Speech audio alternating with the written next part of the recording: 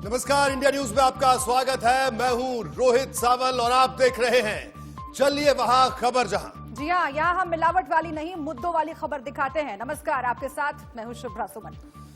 भारत के साथ नक्शे विवाद को नेपाल सरकार खुद अपने ही घर में घिर गई है। नेपाल के भारत विरोधी अभियान में नेपाल सरकार के विरोध में लोग काठमांडू की सड़कों पर प्रदर्शन कर रहे हैं। नेपाल ने अपने नए नक्शे में लिम्पियाधुरा, कालापानी और लिपुलेख को अपना हिस्सा बताया है और तब से ही भारत और नेपाल के बीच विवाद खड़ा हो गया। यहाँ बात सिर्फ नक्शे की नहीं है बल्कि नीयत की है। जी हाँ, नीयत की इसलिए क्योंकि जानकारों के मुताबिक नेपाल ने भारत के साथ ये विवाद चीन के कहने पर किया है। नेपाल की जुबान में छिपी चीनी बोली का खेल बेनकाब हो गया है, लेकिन सवाल यह है कि आखिर नेपाल चीन के उकसावे में भारत के साथ रिश्ते खराब क्यों कर रहा है। तो इसके पीछे है चीन का वो शिकंजा, ड्रैगन की वो चाल जिसके जरिए वो दुनिया को गुलाम बनाना चाहता है। चीन चाहता है कि दुनिया वही करे जैसा वो चाहे। पूरी दुनिया में चीन अपना राज करना चाहता है और दुनिया के देशों में चीन की ये घुसपैठ ठीक वैसी ही है जैसी कि भारत में ईस्ट इंडिया कंपनी की थी। चीन नेपाल समेत कई देशों को आर्थिक मदद के नाम पर कर्ज दे रहा है, लेकिन इस कर्ज के पीछे की कहानी कुछ और ही है। दरअसल चीन कर्ज देकर उन देशों से वो करवाता है जैसा वो चाहता है। कैसे, आपको दिखाते हैं ये रिपोर्ट।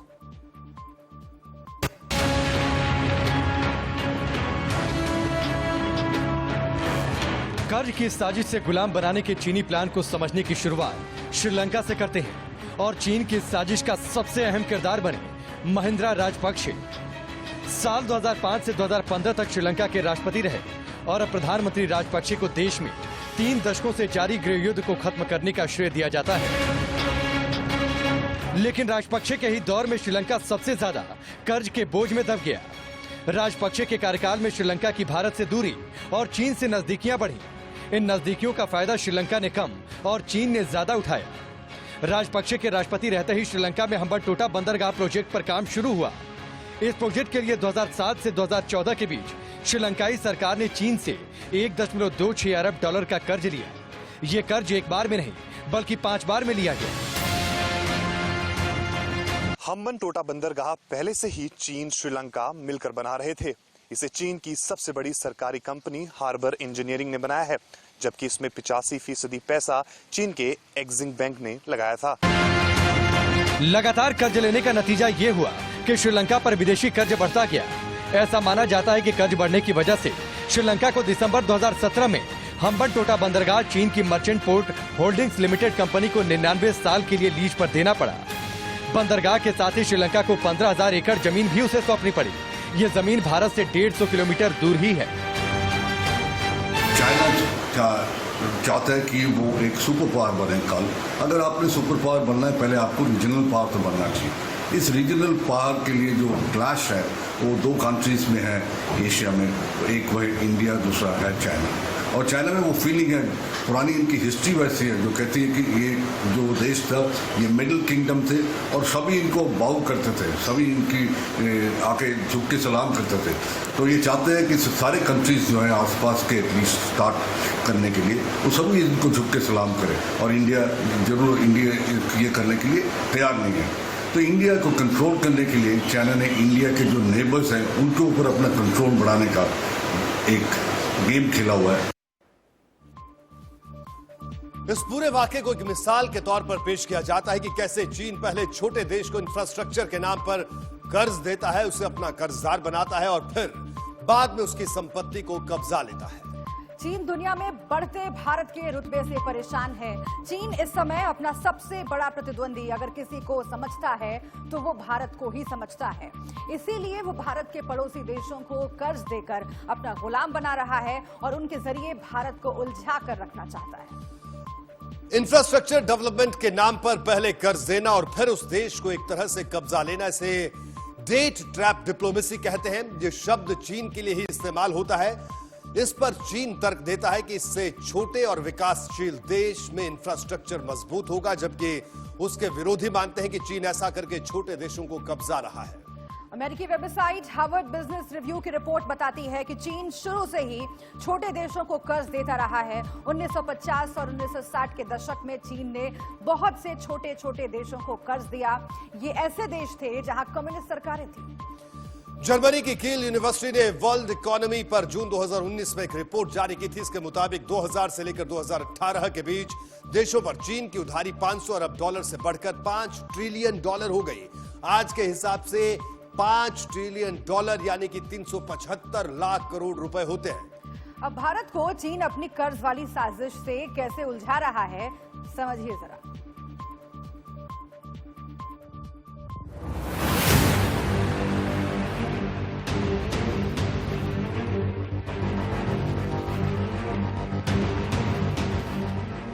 दो 2013 से चीन built and road initiative project पर काम कर रहा है। इस प्रोजेक्ट का मकसद एशिया, यूरोप और अफ्रीका को सड़क, रेल और समुद्री रास्ते से जोड़ना है। इस पूरे प्रोजेक्ट पर 1 ट्रिलियन डॉलर यानी 75 लाख करोड़ रुपए खर्च होने का अनुमान है। चीन के इस प्रोजेक्ट को जो देश समर्थन दे रहे हैं, उनमें से ज्यादातर अब चीन के कर्जदार बन गए हैं। चीन पाकिस्तान इकोनॉमिक कॉरिडोर यानी CPEC भी इसी प्रोजेक्ट का हिस्सा है। इस पर चीन और पाकिस्तान दोनों मिलकर काम कर रहे हैं।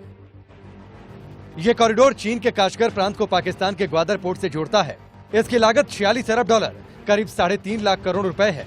इसमें भी करीब 80% खर्च अकेले चीन कर रहा है। नतीजा, पाकिस्तान धीरे धीरे चीन का कर्जदार बनता जा रहा है। IMF के मुताबिक 2022 तक पाकिस्तान को चीन को 6.7 अरब डॉलर चुकाने हैं। बेल्ट एंड रोड इनिशिएटिव के नाम पर बांग्लादेश हो चाहे पाकिस्तान, म्यांमार हो या श्रीलंका, जिबूती हो या मालदीव्स, हिंदुस्तान के चारों तरफ जितने भी देश हैं, यहां तक कि नेपाल, इन सब देशों के अंदर चीन ने बड़ी सोची समझी साजिश के तहत बेल्ट एंड रोड इनिशिएटिव का नाम लेते हुए निवेश किया इंफ्रास्ट्रक्चर के नाम पर। जहां एक और पाकिस्तान CPEC और ग्वादर पोर्ट के नाम पे कर्जदार होता चला जा रहा है, जहां पे वर्ल्ड ने जो है पाकिस्तान को आगाह भी कर दिया है कि आप और कर्जा चीन से ना लें, लेकिन पाकिस्तान किसी की नहीं सुन रहा। लिहाजा चीन ने अब उनकी गिलगित बल्तिस्तान से लेकर के और बलूचिस्तान तक की जितनी भी जमीनें हैं या एग्रीकल्चर लैंड्स हैं, उन सबको 99 साल की लीज पे लेना शुरू कर दिया है। ग्वादर पोर्ट पे 5 लाख लोगों की कॉलोनी बसा दी है। इसी तरह नेपाल भी चीन के इस प्रोजेक्ट का समर्थन कर रहा है। पिछले साल अक्टूबर में चीनी राष्ट्रपति शी जिनपिंग 2 दिन के दौरे पर नेपाल गए थे। ये 23 साल बाद पहला मौका था जब चीन के किसी राष्ट्रपति ने नेपाल का दौरा किया। इस दौरे में जिनपिंग ने नेपाल को इंफ्रास्ट्रक्चर डेवलपमेंट के लिए 56 अरब नेपाली रुपए यानी कि करीब 35 अरब रुपए की मदद देने का ऐलान किया था। पाकिस्तान, नेपाल और श्रीलंका की तरफ बांग्लादेश भी चीन के BRI प्रोजेक्ट का हिस्सा है। जनवरी 2019 तक चीन और बांग्लादेश के बीच 10 अरब डॉलर का कारोबार हो रहा था। ऐसा अनुमान है कि 2021 तक दोनों देशों के बीच 18 अरब डॉलर का कारोबार होने लगेगा। बांग्लादेश का चीन के प्रोजेक्ट का हिस्सा बनना इसलिए भी चिंता का कारण है क्योंकि ये कोलकाता के बेहद करीब से होकर गुजरेगा।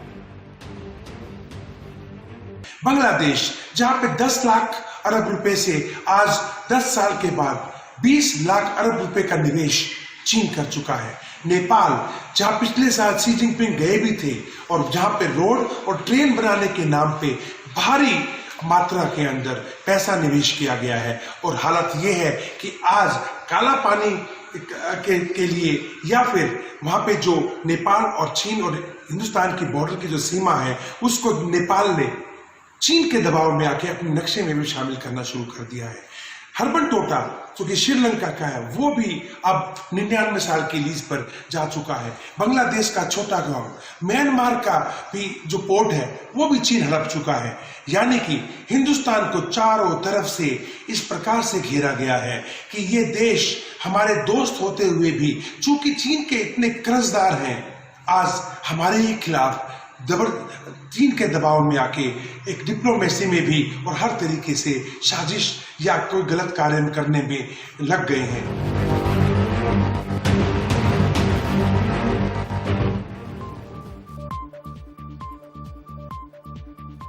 भारत के खिलाफ पड़ोसियों को भड़काने के लिए चीन नए नए षड्यंत्र रचता है। इसे आप ऐसे भी समझ सकते हैं कि जब आतंकवाद पर पाकिस्तान को घेरने के लिए भारत ने सिंधु नदी के पानी को अपने हक में इस्तेमाल करने की बात कही, तो चीन ने ब्रह्मपुत्र नदी की सहायक नदी का पानी रोककर पाकिस्तान के साथ अपनी दोस्ती बाखूबी निभाई थी। जी हाँ, इतना ही नहीं, चीन ने संयुक्त राष्ट्र में भारत के मोस्ट वांटेड पाकिस्तानी आतंकी मसूद अजहर को आतंकवादी घोषित होने से भी बचाने की पूरी कोशिश की।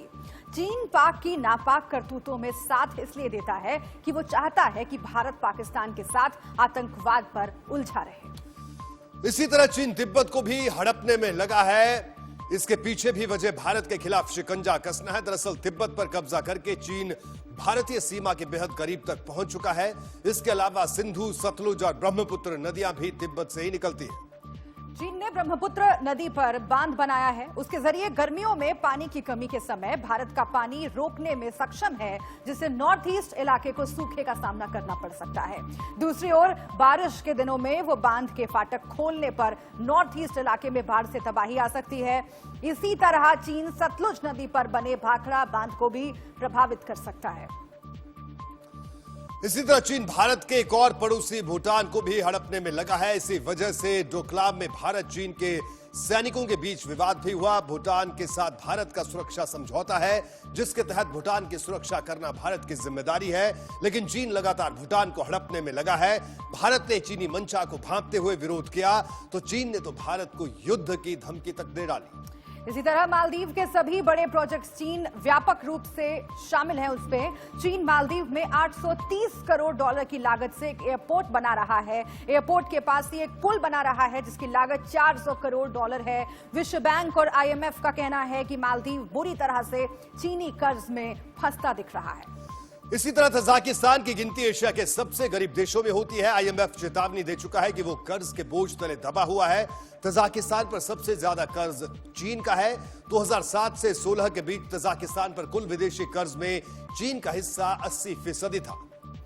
इधर किर्गिस्तान भी चीन के वन बेल्ट वन रोड परियोजना में शामिल है। किर्गिस्तान की विकास परियोजनाओं में चीन का एक तरफा निवेश है। 2016 में चीन ने $1.5 अरब निवेश किया था। किर्गिस्तान पर कुल विदेशी कर्ज में चीन का 40% हिस्सा है। बिल्कुल, चीन एशियाई देशों में ही नहीं बल्कि अफ्रीकी देशों को भी कर्ज देकर अपना गुलाम बना रहा है। टॉप 5 देशों की अगर बात करें जिन पर चीन का सबसे ज्यादा कर्ज है, तो डॉलर में हम दिखाएं और रुपयों में भी हम दिखा रहे हैं कि एंग्लो 25 अरब यानी 1.87 लाख करोड़ रुपए। इथोपिया की अगर बात करते हैं तो 13.5 अरब, 1.1 लाख करोड़। जाम्बिया की अगर बात करें तो 7.4 अरब और 55,000 करोड़ रुपए जो चीन का है। इसके अलावा कांगो की बात करें तो 7.3 करोड़ और अरब की अगर हम बात करें तो वही 1000 करोड़ है। उत्तरी सूडान की अगर हम बात करें तो उसका भी आप आंकड़ा देख सकते हैं कि 6.4 अरब की ये रकम है, यानी 48,000 करोड़ रुपए कर्ज है जो कि चीन का हिस्सा है। बिल्कुल, और ये सभी अफ्रीकी देश हैं, आपको ध्यान रखना पड़ेगा। 24 मई को जाम्बिया की राजधानी लुसाका में 3 चीनी नागरिकों की हत्या हो गई। हाल के कुछ सालों में अपनी महत्वाकांक्षी योजना बेल्ट एंड रोड इनिशिएटिव के तहत चीन ने कई अफ्रीकी देशों को इंफ्रास्ट्रक्चर प्रोजेक्ट्स के लिए करोड़ों डॉलर के लोन दिए हैं। इनमें सबसे बड़ा ऋणी देश जाम्बिया है। CNN की खबर के मुताबिक करीब 22,000 चीनी नागरिक जाम्बिया में रह रहे हैं, जो वहां करीब 280 कंपनियों को चला रहे हैं। ये जानना जरूरी है कि जाम्बिया के कुल ऋण का 44% बीजिंग के पास है, जिसकी वजह से वहां के लोगों को लगता है कि चीन का उनके देश के ऊपर ज्यादा नियंत्रण हो गया है। जो जाम्बिया में हुआ वो अफ्रीका के बाकी देशों या फिर एशिया के देशों में भी हो सकता है और शायद वही हो भी रहा है। अफ्रीकी देश जिबूती दुनिया का इकलौता कम आय वाला ऐसा देश है जिस पर चीन का सबसे ज्यादा कर्ज है। जिबूती पर अपनी GDP का 80% से ज्यादा विदेशी कर्ज है। इसमें भी जितना कर्ज जिबूती पर है उसमें से 77% से ज्यादा कर्ज अकेला चीन का है।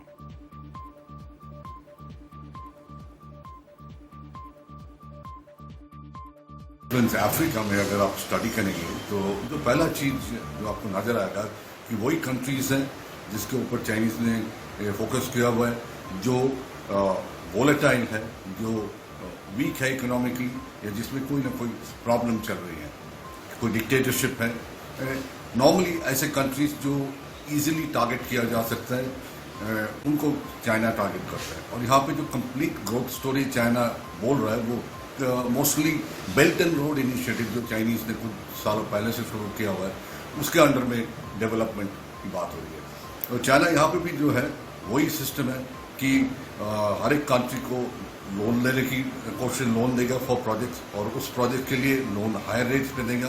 And at the end of the day जब ये प्रोजेक्ट्स जो है ये मैच्योर करते हैं, इनकी प्रॉफिटेबिलिटी इतनी लो रहती है या प्रॉफिटेबिलिटी रहती नहीं है कि वो कंट्रीज जो है वो लोन रिपेमेंट नहीं कर सकते और तब जाके चाइना कब्जा कर लेता है जमीन पे वहाँ पे और जो है जिसको बोलते हैं डेट टू इक्विटी, एक स्वैप करके किसी किसी जगह पे लीज लेके अपना बेस बना रहा है या कोई और इंटरेस्ट अपने जो है प्रोग्रेस कर रहा है।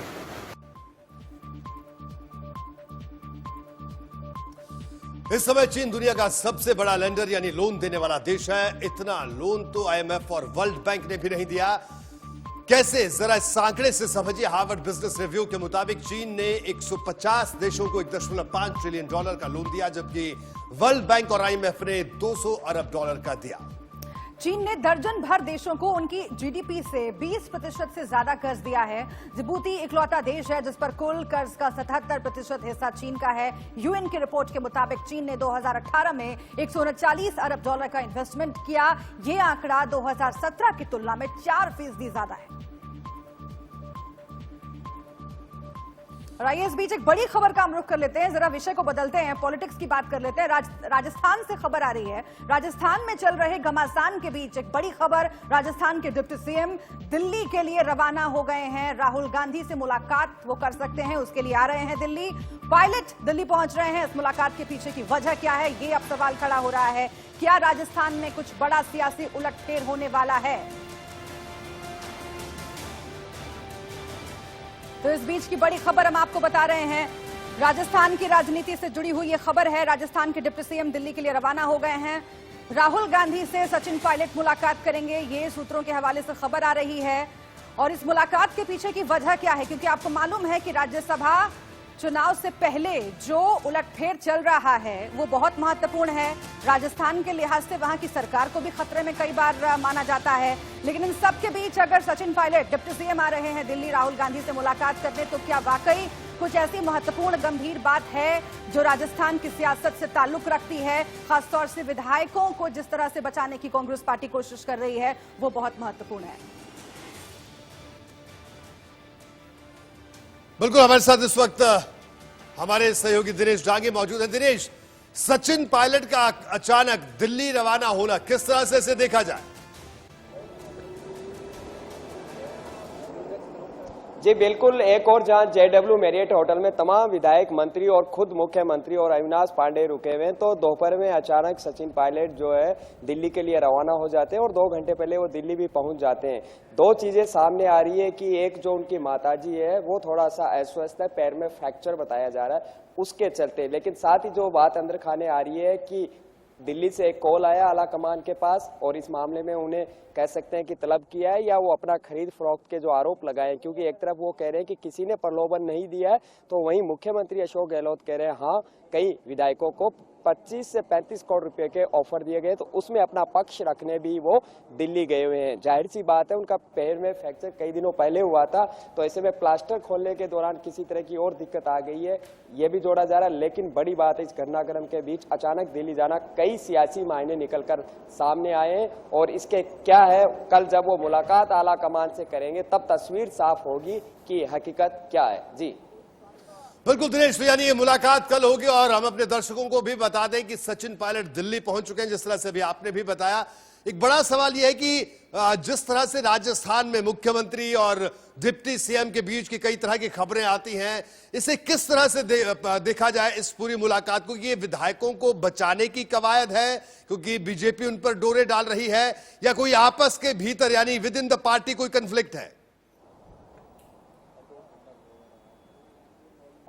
जी देखिए, कल कांग्रेस के टॉप 5 नेताओं ने सामूहिक प्रेस कॉन्फ्रेंस की। सुरजेवाला, अविनाश पांडे, और मुख्यमंत्री अशोक गहलोत और जो संगठन महासचिव है केसी वेणुगोपाल, उन्होंने एक सुर में कहा कि जो जांच एजेंसियां है एसओजी, एटीएस और एसीबी, वो ये जांच कर रही है कि कौन वो ताकतें थी जिन्होंने पैसे देने का ऑफर किया और किसके बैंक अकाउंट में नकदी ट्रांसफर हुई। ये आरोप एक दिन पहले खुद मुख्यमंत्री अशोक गहलोत ने लगाए थे कि भारी राशि जो है राजस्थान में भेजी जा रही है और 25 से 35 करोड़ रुपए कुछ विधायकों को ऑफर किए गए। हमें इसका इनपुट मिला है और अब इस हम मसले में ज्यादा कुछ नहीं कहेंगे। तमाम जांच एजेंसियां जांच कर रही है और जांच के बाद खुलासा होगा कि किस तरह एक निर्वाचित सरकार को साजिश रची गई। साथ ही उन्होंने कहा केंद्र के इशारे पर कुछ राज्यों के लोग भी इसमें शामिल हैं, क्योंकि राजस्थान के 4 राज्यों की सीमाएं लगती है और चारों ही राज्यों में भाजपा की सरकार है, तो ऐसे में आरोप प्रत्यारोप का दौर तेज है। और बिल्कुल आरोप प्रत्यारोप का जो दौर चल रहा है आरोप प्रत्यारोप का, लेकिन इस बीच मुलाकात भी बेहद अहम है। दिनेश, आपका बहुत बहुत शुक्रिया।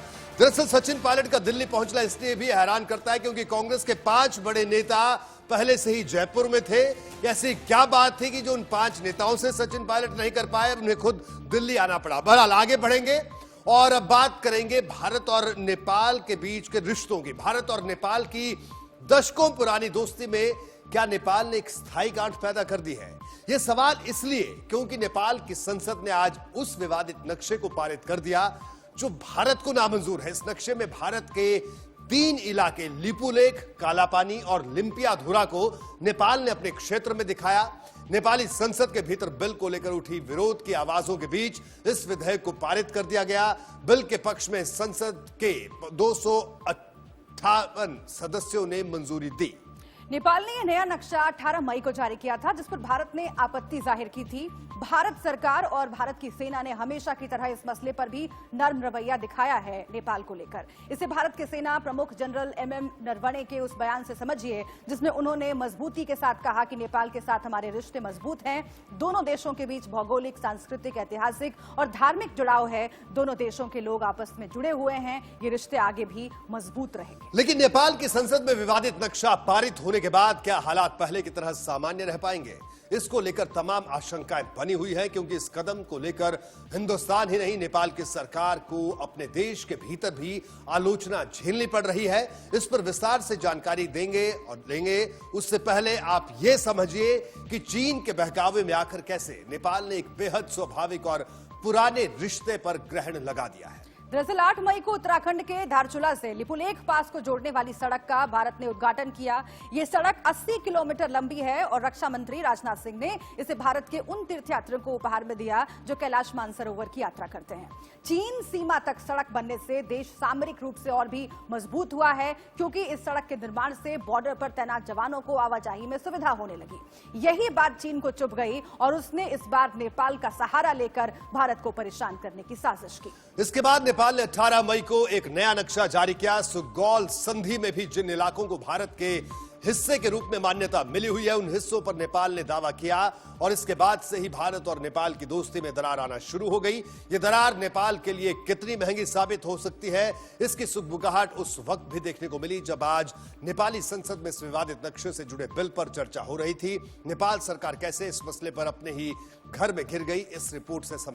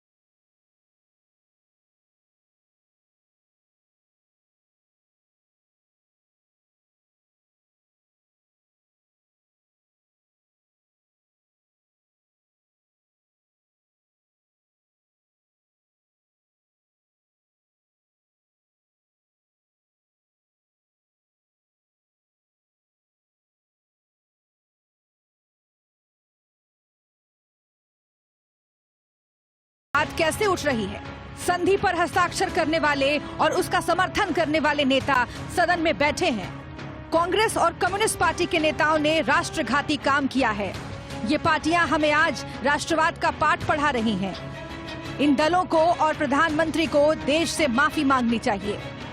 नेपाली संसद में विवादित नक्शे के खिलाफ विरोध की फहरिस्त यही खत्म नहीं होती। नेपाल की जनता समाजवादी पार्टी की सांसद सरिता गिरी इस पर पहले ही विरोध दर्ज करा चुकी हैं। उन्होंने संशोधन बिल को वापस लेने और पुराने नक्शे को बहाल करने की मांग की थी। मौजूदा हालात ये हैं कि विरोध की आवाजों को दरकिनार करके नेपाल की संसद ने भारत विरोधी बिल को पास कर दिया है। भारत और नेपाल की दोस्ती पर ग्रहण के बादल मंडरा रहे हैं। क्या ये बादल छटेंगे? आने वाला वक्त बताएगा।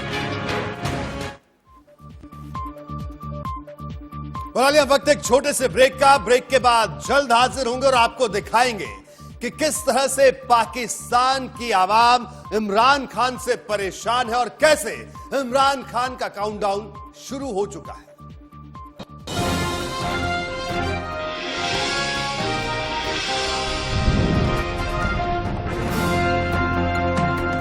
किस तरह से दिल्ली के अस्पतालों में, निजी अस्पतालों में क्या हालात हैं, कोरोना को लेकर किस तरह से ज्यादा पैसे वसूले जा रहे हैं। वहीं एक और अहम बात यह कि देश भर में रात 9 बजे से लेकर सुबह 5 बजे तक एक तरह का नाइट कर्फ्यू लागू है। लेकिन हकीकत क्या है, ये इंडिया न्यूज के तमाम संवाददाताओं ने जगह जगह जाकर रियलिटी चेक किया। किस कर्फ्यू, किस नाइट कर्फ्यू की हकीकत क्या है। ये कर्फ्यू इसलिए लगाया गया है ताकि कहीं ना कहीं जो सोशल डिस्टेंसिंग है, रात के वक्त भी जो लोग चाहे काम करने के लिए इकट्ठा होते हैं, उस तरह की गैदरिंग को ना होने दिया जाए। लेकिन हकीकत क्या है ये दिखाते हैं। सबसे पहले आप देखिए राजस्थान के भीलवाड़ा की स्थिति क्या है। हम कर्फ्यू की अगर हम बात करें तो भीलवाड़ा के अंदर चौथे चरण के बाद जो रात्रिकालीन जो कर्फ्यू लगाया गया था वो रात्रि 9 बजे से ही सुबह 5 बजे तक यहाँ कर्फ्यू लगा रहता है। हम देख सकते हैं कि 9 बजे से ही कर्फ्यू के हालात ये हैं कि पूरे शहर में पूरी तरह से सन्नाटा पसर चुका है। जो व्यापारी 8 बजे के बाद ही अपनी दुकानों को बंद करने लग जाते हैं ताकि, क्योंकि 9 बजे बाद यहाँ कर्फ्यू की हालत रहती है और यहाँ से आने जाने वालों के साथ पुलिस पूरी तरह से जो इमरजेंसी की सेवाएं होती है उन्हीं को यहाँ बाहर निकलने की इजाज़त दी जाती है। हम देख सकते हैं कि किस तरह यहाँ पूरे बैरिकेडिंग लगाकर और यहाँ पर जिस तरह कर्फ्यू की पालना करवाई जा रही है। अभी हम खड़े हैं यहाँ का जो पुलिस कंट्रोल रूम है, यहाँ ये शहर का पूरा व्यवस्था चौराहा है और ये मार्केट है, ये शहर का सदर बाजार है। यहाँ पर पूरी तरह दिन भर भीड़ का आवाजाही रहती है, लेकिन इस कर्फ्यू की वजह से यहाँ पूरी तरह से सन्नाटा पसरा हुआ है। और ये जो कर्फ्यू है, कोरोना कर्फ्यू जो ढील देने के बाद जो पहले पूरे दिन लगा रहता था, लेकिन अब रात्रि 9 बजे से लगाकर सुबह के 5 बजे तक यहाँ कर्फ्यू रहता है। यहाँ पर जो प्रशासन की जो हिदायत है, बिल्कुल, तो आधी रात की कर्फ्यू का पूरा सच क्या है लगातार इंडिया न्यूज आपको दिखा रहा है और अलग अलग शहरों से रिपोर्ट हम आप तक पहुंचा रहे हैं। पंजाब के गुरदासपुर से हमारे सहयोगी नितिन गुप्ता ने पंजाब, हिमाचल और जम्मू को जोड़ने वाले हाईवे से रिपोर्ट भेजी है। यहां पर पास के नियमों का पालन होता हुआ दिखाई दिया, आप देखिए। सरकार की तरफ से हिदायतें दी गई हैं कि 9 बजे से लेकर रात 9 बजे से लेकर सुबह 5 बजे तक कर्फ्यू जारी रहेगा। कोई भी व्यक्ति आ जा नहीं सकता। हाईवे पर आने जाने की इजाजत है, लेकिन लोकल शहरों की बात की जाए तो कोई भी नहीं आ जा सकता। हम जिस जगह पे खड़े हैं वो 3 स्टेटों को जोड़ता है, पंजाब, हिमाचल और J&K को। तस्वीरें एक बार मेरे कैमरामैन आपको दिखा देंगे कि कर्फ्यू का क्या असर है। आने जाने वाली गाड़ियां नजर नहीं आ रही, ना ही कोई आने जाने वाला नजर आ रहा है, लेकिन पुलिस जो है वो बिल्कुल तैयार बैठी है और अपनी ड्यूटी निभा रही है। हमारे साथ इंस्पेक्टर सरदूल सिंह मौजूद हैं, इनसे बात करते हैं क्या हिदायतें आई हैं, क्या चल रहा है। इंस्पेक्टर साहब, 9 बजे से लेकर सुबह 5 बजे तक कर्फ्यू है, क्या हिदायतें आई हैं सरकार की, क्या चल रहा है? रात 9 बजे से सुबह 5 बजे तक है, कोई भी नहीं आता है। हाईवे में लगा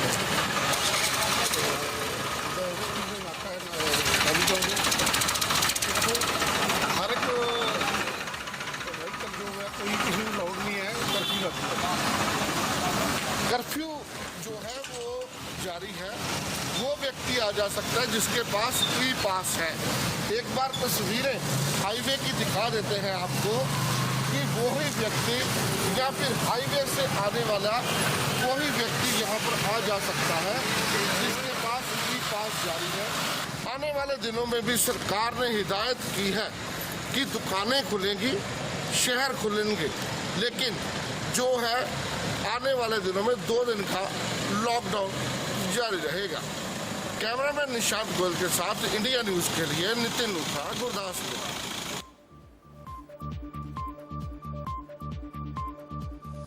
दरअसल ये तस्वीरें दिखाना भी आपको जरूरी था क्योंकि हम लगातार रियलिटी चेक अलग अलग जगहों का दिखा रहे हैं, अलग अलग जिस तरह से अस्पतालों का दिखाया, लेकिन आज इस कर्फ्यू का जो रियलिटी चेक दिखाया, ज्यादातर जगहों पर कर्फ्यू के जो नियम कायदे हैं उनका पालन सही तरीके से होता हुआ दिख रहा है, जो कि एक अच्छी खबर है। बढ़ेंगे आगे और अब बात करेंगे अपने पड़ोसी मुल्क पाकिस्तान की। पाकिस्तान में जब एक बच्चा पैदा होता है तो वो 1.5 लाख का कर्ज लेकर पैदा होता है। ये आंकड़े हैरान कर देने वाले हैं, लेकिन सच है पाकिस्तान के ऊपर इस वक्त इतना कर्ज है कि उसके हर एक नागरिक को करीब 1.5 लाख रुपए चुकाने हैं। आखिर पाकिस्तान यहां तक कैसे पहुंच गया? इमरान खान के सत्ता में आने के बाद ऐसा क्या हुआ जो पाकिस्तान हर दिन कर्ज के दलदल में फंसता जा रहा है? गरीबी, भुखमरी, तंगहाली को बयां करती ये रिपोर्ट आप देखिए। हराम कर दिया, बच्चों के लिए रोजगार कमाने के लिए बैठे हुए। जुमे वाले दिन भी हमारे घर खाना नहीं पका।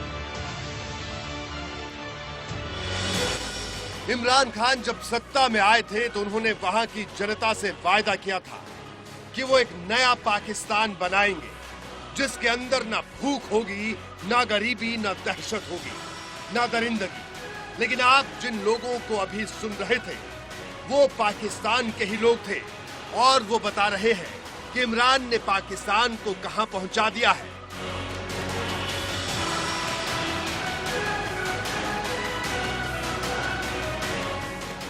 पाकिस्तान के लिए संकट सिर्फ कमर तोड़ महंगाई नहीं है बल्कि बढ़ता कर्ज भी है। हम आपके सामने आज के पाकिस्तान की माली असलियत रख रहे हैं ताकि आपको अंदाजा हो कि जो देश भारत से होड़ करता है उसकी पेट पालने में हवाइयां उड़ी हुई हैं। Statista.com के आंकड़े इस बात की तस्दीक कर रहे हैं कि देश पर लगातार कर्ज का बोझ बढ़ता जा रहा है।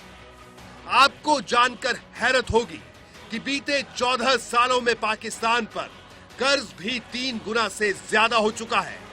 साल 2006 में पाकिस्तान पर महज $37.2 बिलियन का कर्ज था, जो 2018 में इमरान खान के सत्ता में आने के वक्त $95 बिलियन तक पहुंच गया। इमरान प्रधानमंत्री बने और आज 2 साल ही सरकार को हुए, पाकिस्तान का कर्ज बढ़कर $111 बिलियन हो चुका है। यानी इमरान के आने के बाद $16 बिलियन का कर्ज बढ़ा है। यही है इमरान का नया पाकिस्तान। ये आंकड़े बता रहे हैं कि इमरान ने पाकिस्तान के कर्ज को बंदर की खाज बनाकर रख दिया है, जो बढ़ती ही जा रही है। गले तक कर्ज में डूबे पाकिस्तान के लिए कर्ज चुकाना तो छोड़िए, कर्ज का ब्याज चुकाने के लिए भी नया कर्ज लेना पड़ता है। दुनिया तरक्की की राह पर आगे दौड़ रही है, लेकिन पाकिस्तान तरक्की के नाम पर उल्टे पांव दौड़ रहा है। यानी दुनिया आगे बढ़ रही है और पाकिस्तान पीछे भाग रहा है। इसका अंदाजा पाकिस्तान की हर साल घटती जीडीपी विकास दर से लगा सकते हैं। 2018 में जब इमरान प्रधानमंत्री बने तब जीडीपी का ग्रोथ रेट 5.56% था और साल 2019 आते आते ये घटकर 3.29% हो गया। आज की तारीख में पाकिस्तान की पहली तिमाही की विकास दर 1.43 तक लुढ़क चुकी है। फिर से सुनिए, इस साल की पहली तिमाही में पाकिस्तान का ग्रोथ रेट 1.43% रहा है। पाकिस्तान की मौजूदा माली हालत देखते हुए अनुमान लगाया जा रहा है कि 2021 में पाकिस्तान की जीडीपी विकास दर 2% तक लुढ़क जाएगी। दिन ब दिन पाकिस्तान खस्ता हाल होता जा रहा है। इमरान खान को कुछ समझ नहीं आ रहा है कि करें तो क्या करें। लेकिन शेख ही बघारने को कहिए तो पाकिस्तान में चांद सितारों का माहौल उतार दे। अब आप पाकिस्तान में बेरोजगारी का आलम क्या है इसको भी समझ लीजिए। साल 2015 में बेरोजगारी की दर 5.94% थी और तब से ही पाकिस्तान में बेरोजगारी दर लगातार बढ़ ही रही है। पाकिस्तान के जाने माने अखबार द डॉन की रिपोर्ट के मुताबिक इमरान का 5 करोड़ नौकरियों का वायदा संभव नहीं है। ऐसे में पाकिस्तान के नौजवान करे भी तो क्या करें, क्योंकि इमरान को वजीर आजम बनने में उनका भी तो योगदान था। कर्ज, बेरोजगारी, जीडीपी की हालत आपने देखी। चलिए आपको पाकिस्तान में महंगाई दर के आंकड़े भी बताते हैं। Statista.com के मुताबिक साल 2016 में महंगाई दर 2.86% थी, जो 2018 में बढ़कर 3.96% हो गई। साल 2019 आते आते ये महंगाई दर 6.76% तक पहुंची और 2020 की पहली तिमाही में ये 11% तक जा पहुंची है। अगर आप गौर करें तो इमरान के सत्ता में आने के बाद महंगाई दर 4 गुना बढ़ी है। पाकिस्तान में गरीबी, बेरोजगारी, कर्ज और भुखमरी किस कदर है, ये आंकड़े गवाही दे रहे हैं। लोग जो कहते हैं और पाकिस्तान में जो आज दिखता है वो उसका सबूत है। ऐसे में वो दिन दूर नहीं जब पाकिस्तान पूरी तरह तबाह मुल्क हो जाएगा। Bureau report, India news.